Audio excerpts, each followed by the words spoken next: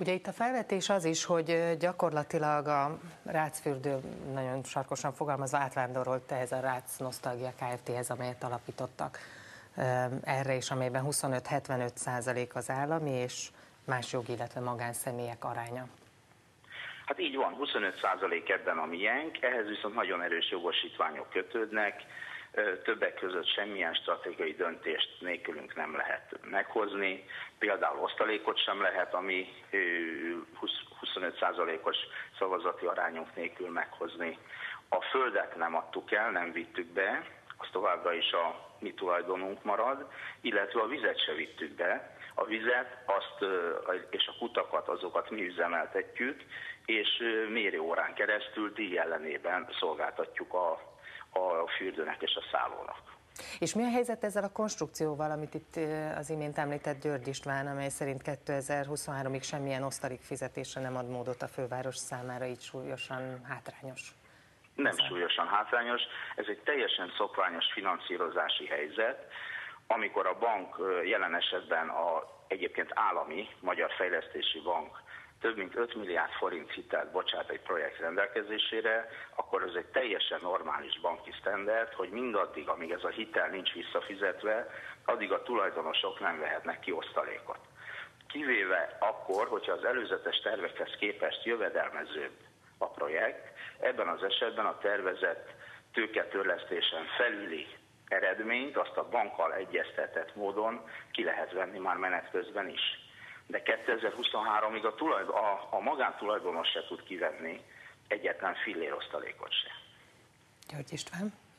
Hát a probléma a következő, volt a fővárosnak 2 telke és egy Rácfürdő ingatlana, ezek a telkek ingyenesen kerülnek használatba, földhasználati jogot adott valóban, és nem tulajdont, ezt mi sosem mondtuk, hogy tulajdont adott, de ez a földhasználati jog mindaddig ingyenesen fennáll, amíg az épületek rajta fönnállnak, kvázi ez felér egy tulajdonjoggal. A víz használatát sem mondtuk, hogy bevitték, hanem azt mondtuk, hogy a szerződésben arra kötelezettséget vállaltak, hogy a szükséges mértékben a gyógyvizet biztosítják a luxusszálló számára.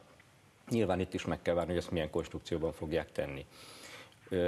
Az a gondunk, hogy azt nem látjuk, hogy mindez a fejlesztés, ami egyébként szükségesnek mondható, nem tudott volna megvalósulni úgy, hogy közben nem kerül 75%-ban idegen tulajdonba. Hát most elmondta Ferenczy Tibor az összegeket, hogy mennyire igen, csak ez nem elfogadható, ez a magyarázat, a főváros is föl tudott volna hitelt venni.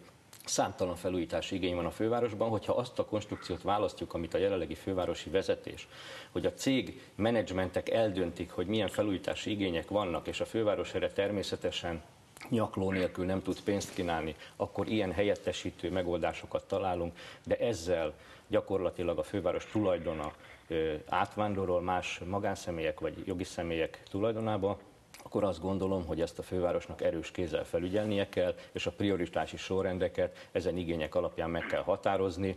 A fővárosnak nagyon kevés forrása van fejlesztésekre, de amire nagyon kell, én azt gondolom, egy 540 milliárdos költségvetésből azért tud szánni. Tehát ezt a fővárosnak kell eldönteni, és nem a menedzsmenteknek.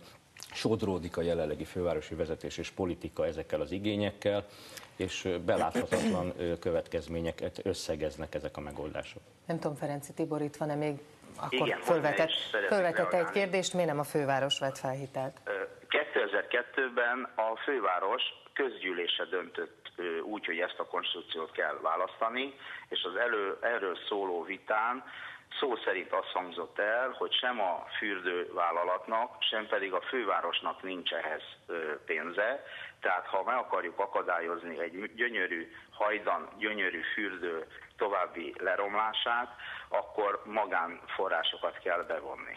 Egyébként ebben valóban fennáll az a lehetőség, hogy a főváros maga építsen szállodát, vagy pedig lássa el forrással a gyógyfürdőt, és akkor mi nagyon szívesen építenénk szállodákat.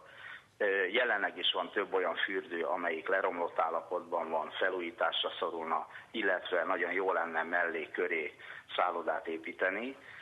Én azt gondolom, hogy ha forrás kapunk ehhez, akkor ezt meg tudjuk csinálni magántőke bevonása nélkül is, de egyelőre nem látok erre kilátásokat.